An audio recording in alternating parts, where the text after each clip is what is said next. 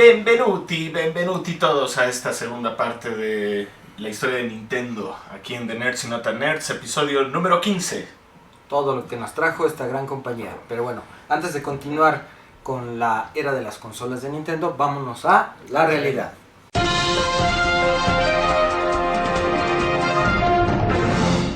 Christopher Tolkien abandona este mundo. Celoso guardián de la obra de su padre, J.R.R. Tolkien, por casi 50 años se encargó de mantener vivas las increíbles historias que son el pilar de la literatura fantástica moderna.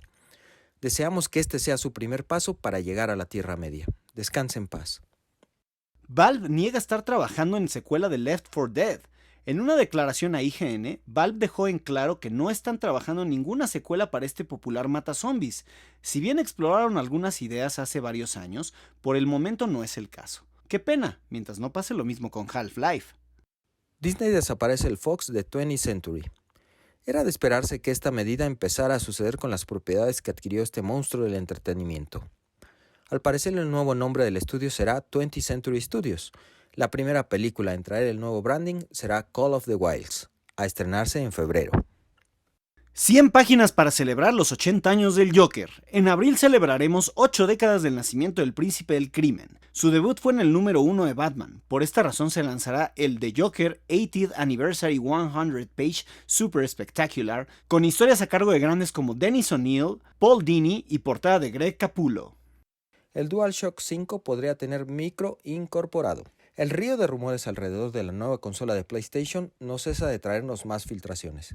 En este caso, una patente parece indicar que el nuevo mando traerá incorporado un micrófono para que el jugador pueda interactuar de maneras distintas con los títulos o apps de la consola.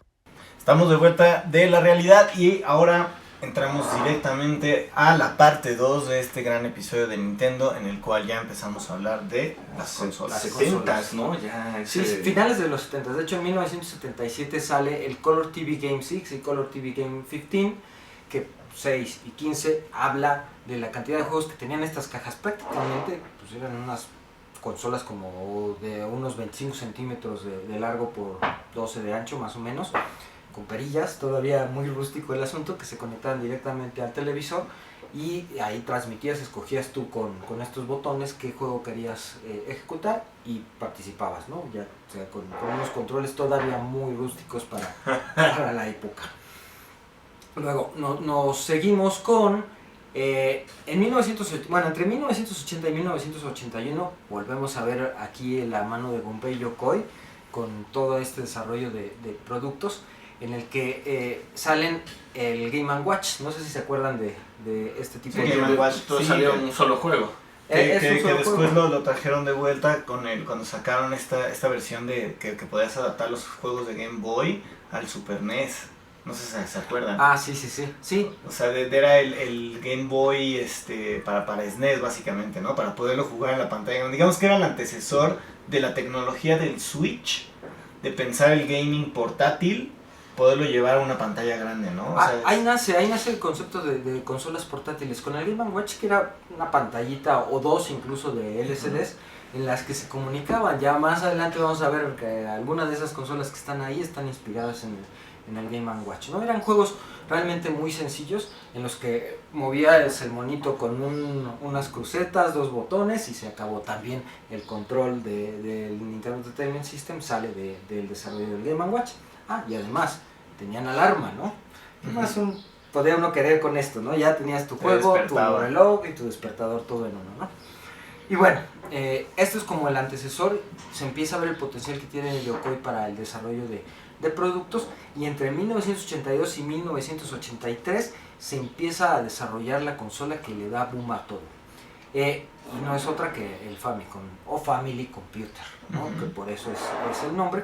Tiene un predecesor o un prototipo más bien, que se llama el Advanced Video System, que no era otra cosa que una computadora portátil de estas sencillas, que no sé si ustedes llegaron a conocer. Bueno, tú sí, no sé si en el caso de John también la llegó a ver, una Commodore 64, que eran las primeras computadoras personales en las que podías programar, pero también podías jugar. Era progre. Tampoco era tan caro. Era de No, discos, sí la conocí, sí la conocí. era de los famosos discos de 5 1/4, estos discos grandotes donde jugábamos Street Fighter 1 y todas estas cosas. Sí. En 20 discos, ¿no? Así, Pues casi, coloquen casi, disco sí, 18. Sí, era una locura porque cambiabas de disco, entonces ya empezaba la pelea. Un desmadre. Pero bueno, o sea, era parte de eso, ¿no? Y bueno, después tenemos que, o sea, ya avanzamos y... 1985, el Nintendo Entertainment System tiene todo, es un escenario muy revuelto en el mundo del gaming, ya lo mencionamos en el capítulo anterior. Atari tiene un boom muy importante en cuanto a gaming, pero este boom también los termina encasillando en tener que sacar títulos muy rápido. Entonces no cuidan nada la calidad. Todos sabemos la leyenda urbana que termina siendo realidad de los juegos de E.T. que están enterrados en... No, que sí es cierto, es un documental que pueden ver, que estuvo en Netflix, si mal no recuerdo, sí, un rato, y eso es un gran documental acerca de cómo si desmitifican este famoso, valga la redundancia, mito de que los juegos de E.T. están enterrados en el desierto, y sí está. También hay una serie de bibliografías que pueden consultar acerca de historia de los videojuegos, como The King of Kong también, que es un fantástico documental de cómo hay un ganador así único y llega alguien y lo quiere desbancar y no era cierto, acerca de los juegos como pues, de King Kong, de Atari, pero es importante.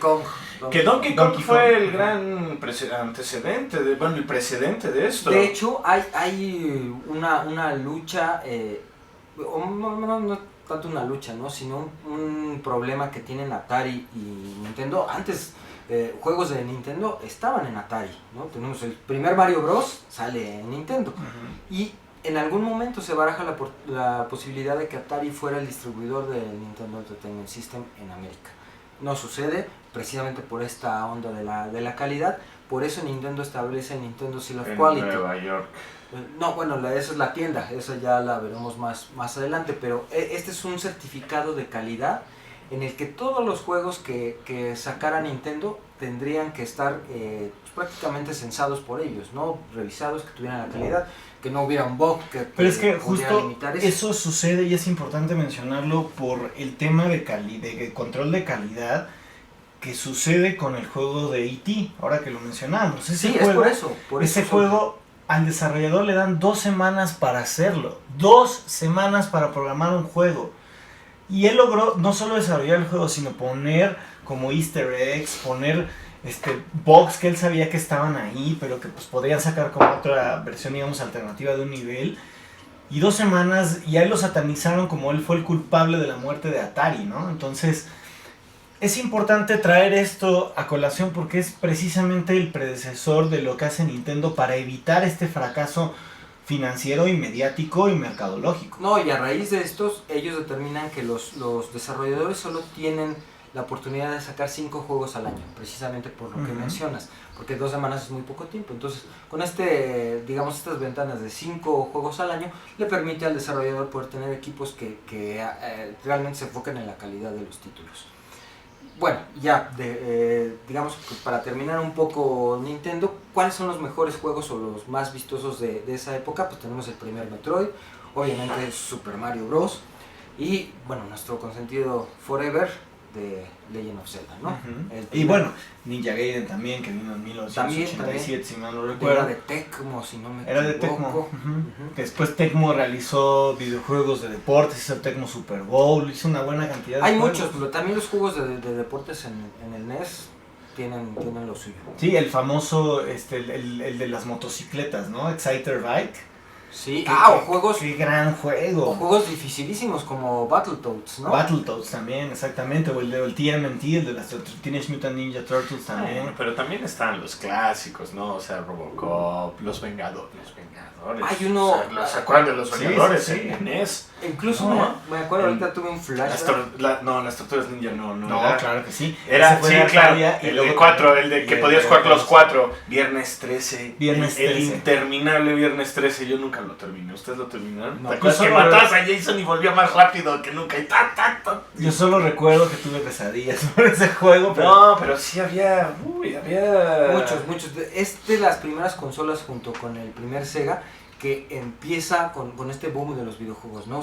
Ya empiezan a hacer producciones masivas en las que se venden cientos de miles o incluso millones de títulos, ¿no? Inclusive digo, para no seguir ahondando de esta manera tan compulsiva, digámosle, en las siguientes consolas que hablaremos, pues solo recuerden que también Nintendo siempre ha dependido de sus franquicias estrella, que es Mario Bros. Y Zelda principalmente, ¿no? Y Pokémon en esta época. Pokémon ya fue, pero estamos hablando de que Pokémon eso empezó a suceder alrededor de 1998-99.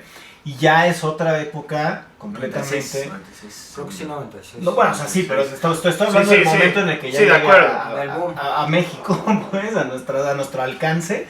Estamos hablando de 1998-99 y ya se vuelve, a partir de ahí, ese boom con Pikachu y con la serie animada y todo esto, pues lo que ahorita ya concatena a Nintendo como una de las mejores compañías de gaming. Bueno, pero que tuvo ahí tuvo su debacle bastante pesada.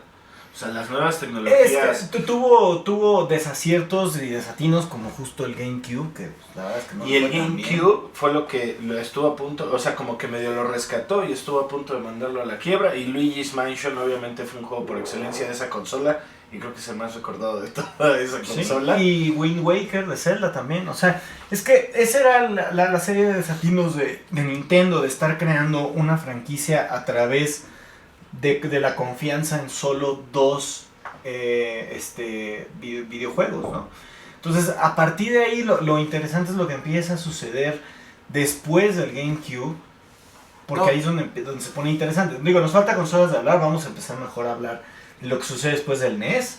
Sí, me iba a regresar un poco porque creo que un pilar que no se nos debe olvidar, que también es súper importante para la historia del gaming, es las consolas portátiles, y surgen a raíz del Game Boy. Uh-huh. Ya lo habíamos visto con el Game & Watch, pero el Game Boy es propiamente una consola portátil. Que eso llega en el 89, ¿no? O sea, yo me acuerdo esos viajes familiares interminables en automóvil al rancho de la familia y yo jugando Game Boy porque era lo único que había que hacer en 6 horas de viaje.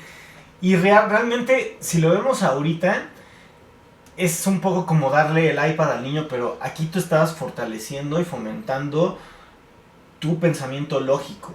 Con Tetris era eso, ¿no? Y eso, en ese momento nuestros padres igual no lo alcanzaban a vislumbrar lo que estaban haciendo al darnos una consola de videojuegos. Y ahorita pues es una consecuencia, ¿no? De haber desarrollado nuestro pensamiento lógico y creativo y de pensar fuera de la caja. Es gracias a que nos dieron una consola portátil de que después... Juegos como Link's Awakening. Como Link's Awakening, exactamente, que se acaba de reestrenar para Nintendo Switch. Y bueno, después de 1989 nos transportamos ya hasta el 92. No, hasta el 90. Hasta el 90 con el Super NES. Que ahí también otra vez llega a través de Link's Awakening, a través de Super Mario Link World. to the Past. Perdón, de A Link to the Past, de Super Mario World, de ya otros juegos como Castlevania también, que son juegazos. Una gran saga. Que tuvimos la oportunidad de conocer al creador en el E3 sí, del claro. año pasado, del hace 2 años, ya en 2018. Ay, se me fue su nombre. Se me olvidó también su nombre, pero bueno, ahorita les digo. Y les pondremos ahí una fotito de cuando estuvimos con él en el E3 también. Es importante mencionar juegos como Castlevania, porque también era una versión, digamos, más oscura de cómo jugar Super Mario World, pero con vampiros, ¿no? Entonces, Koji Igarashi. Koji Igarashi, exactamente. Entonces tenemos esta maravilla de Chrono Trigger. Chrono Trigger también, exactamente. Los RPGs más famosos. Los RPGs, Final Fantasy 2 y Final Fantasy 3, que así salieron en América, cuando en realidad... El 3 es el mejor, yo creo. El 3... Es que el 3 en realidad en Japón es el 6. El 6 acá. Uh-huh. Entonces, no, más bien al revés. El 3 era acá y el 6 en Japón. Ah, sí, creo que sí. Sí. El 3 era de Super Nintendo. El 3 era de Super Nintendo, que es uno de mis juegos favoritos, de las mejores historias contadas en un videojuego, es ese. Y tenemos toda esta serie, justo lo que mencionábamos en el capítulo pasado. Aquí empieza a crearse música que es sumamente importante mencionar. Bueno, la parte del tímpano, lo que viene a ser Nobuo Uematsu, lo que viene a hacer en la música en los videojuegos de Zelda. Todo lo que sucede musicalmente es increíble, al punto que ya tenemos conciertos como Distant Worlds, que ya ha venido aquí al Auditorio Nacional, en el que hemos escuchado música de Nobuo Uematsu, que hemos escuchado música de Zelda. Y que todo cupiera en un cartuchito. Sí, como los que tenemos ahí. Y esa evolución de la música que existe de las rolas de 8 bits, ¿no? A ya las grandes producciones orquestrales que hacen para los videojuegos. A partir de ahí se puede hablar de que se empezó la música en MIDI y después, hoy en día, seguimos volviendo a traer esa música en MIDI, ¿no? O sea, cosas como el soundtrack de Zelda, el tan, ta, tarara, tan, ta, tan, que hoy en día lo volvemos a escuchar revisitado en Breath of the Wild y es importante, solo lo escuchas en Breath of the Wild cuando estás en el Hyrule Castle. Pero lo escuchas en una versión más oscura, que dices, ay güey, o sea, se me siembra y desde todo eso el cuerpo hasta escucharlo en tono de celular. En tono de celular, claro. Exactamente, ¿no? Y ya después de eso nos pasamos al 96. No, 92 con... y hablábamos de altibajos de la compañía. Este es uno de las partes más digamos, las partes más complicadas que tuvo. Y también incluso para Yokoi, ¿no? Porque él es el desarrollador de la que se puede considerar la primera consola que transmite en 3D, ¿no? Que es el Virtual Boy. El Virtual Boy. Que fue en serio un verdadero fracaso. Fracaso horrible. Y fue adelantadísimo a su época, ¿no? Queríamos tener realidad virtual en ese entonces. La verdad, lo que lo condenó fue que los componentes no eran de muy buena calidad. Estaban producidos en una fábrica en China que la verdad no cumplió los estándares que se le pidieron. Eso aunado a la incomodidad de usarlo, ¿no? Tenías que ponerte así con un visor y exacto, ni siquiera los podías agarrar y ponértelos.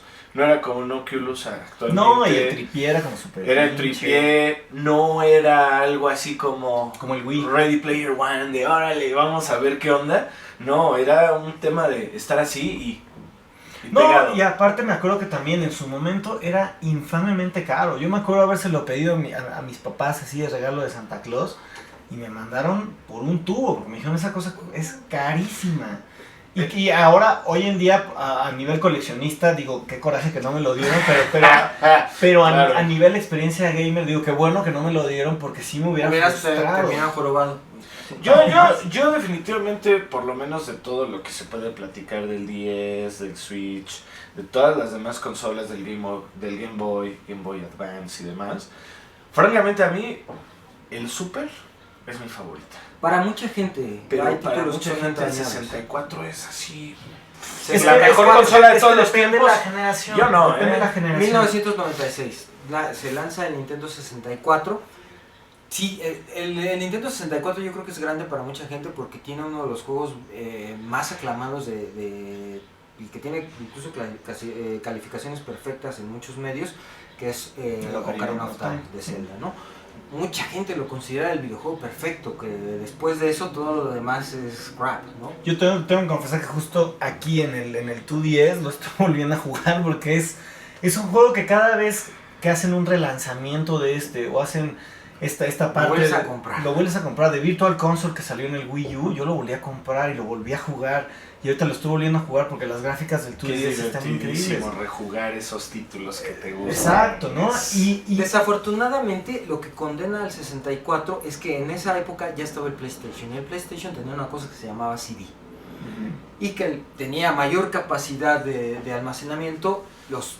Un CD costaba 15 pesos y un cartucho te costaba 1,000 pesos, ¿no? Entonces eso fue lo que lo terminó sepultando. Sí tiene títulos muy icónicos, pero su librería de IPs no es tan grande como la de las otras consolas. Y después ya nos movemos ahora otra vez al mundo de las consolas portátiles al año. Llega en el año 2001 el Game Boy Advance y precisamente llega esta interfaz en la que puedes interconectar Game Boys con un cable, que bueno, esto ya existía desde el primer Game Boy. Exacto. Pero ya se populariza más gracias a Pokémon, que es justo una de las apuestas más importantes de Nintendo en su momento y que genuinamente crea un salvó a la empresa. Salvó a la empresa. O sea, Pokémon fue el que salvó a la empresa. Yo recuerdo haber inmolado mi juego de Pokémon con tal de cambiarle los Pokémones iniciales y otro amigo decir, va, yo hago lo mismo por ti y hacemos lo mismo con una sola consola para que todos tengamos todos, ¿no? Y la promesa era tener juegos de Super Nintendo en móviles y se cumplió. Exactamente. Era tal cual. Ya después de 2001. eso, de 2001, nos vamos igual, pero en las consolas normales, que es El Game Boy Advance el aquí. GameCube. No, Estamos hablando, GameCube. El GameCube en el 2001 fue uno de los grandes fracasos de Nintendo porque no Es que fue... sabes que entra tarde, llega ya, ahora sí dice, ya voy con los CDs, es demasiado tarde, ya todas las demás consolas están a full.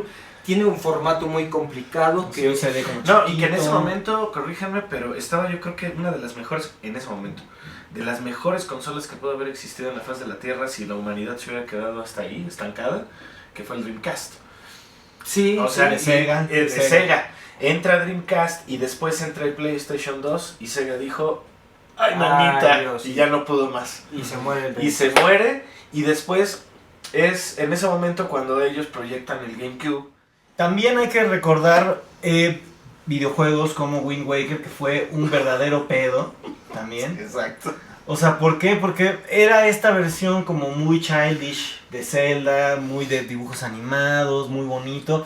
Cuando ya el público de Nintendo ya había crecido, ya éramos adultos y queríamos algo más rudo, igual y más crudo, y pues no se logra concretar. Y también tenemos Super Mario Sunshine, que es el Mario más pacheco que... Y Smash Brothers, o sea, creo que Smash Brothers sí fue...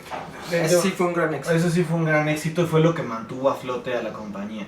Después, cuando llegamos a 2004, ya tenemos el Nintendo 10, que es de nueva cuenta, consolas como el 10 lo tenemos acá, que es precisamente entender que esta consola portátil era pues double screen, tienes mayor Su interacción, stylus. su stylus, había como muchísimas cosas que Y- ya se empezaban a mover. Y algo alrededor. súper importante, es la consola portátil más vendida de toda la historia. 152 millones de unidades se desplazaron con esta.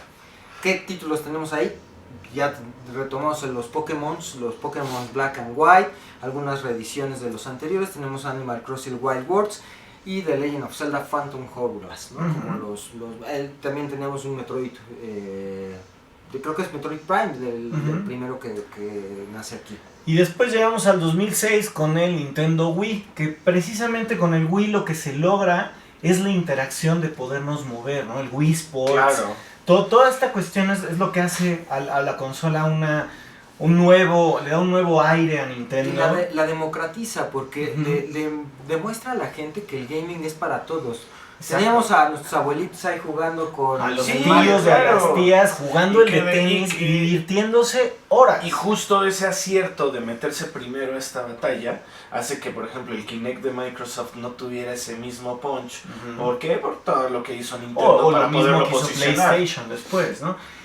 Tenemos Wii Sports ahí, Wii que es de Sports, los títulos exacto. más fuertes. Super Mario Galaxy 1 y ¿Se 2. acuerdan de béisbol? Era de béisbol, ¿no? Viene en Wii Sports. Sí, exacto, era de Viene en Wii Sports. béisbol, el de golf. El de golf era grandioso. genial. El de tenis era que creo que todos Y el de jugábamos, tenis, ¿no? justo, el de tenis que se acuerdan en el Virtual Boy, que era uno de los chidos por la profundidad que te daba, que no todos te daban eso. Ujú. Y también el Zelda que sale para Wii, que utiliza controles de movimiento, no es tan bien recibido, ¿no? Ujú. Ahí creo que es un bache para Zelda. Se tuvo que sacrificar y utilizar los controles de movimiento para que Link pudiera espadear, y no es tan bien recibido para los fans de la Que franquicia. de hecho cuando lo rehicieron años después para otra consola fue ya mucho mejor recibido. No, ¿no? ese todavía no está... No, para Wii U sí se relanzó. El Twilight Princess se relanzó para Wii U. Ah, no, pero yo estoy hablando del... Ay, se me fue su nombre. El que es que vas volando en el aire, güey. Ah, el Skyward. El Skyward Sword, ese no está relanzado.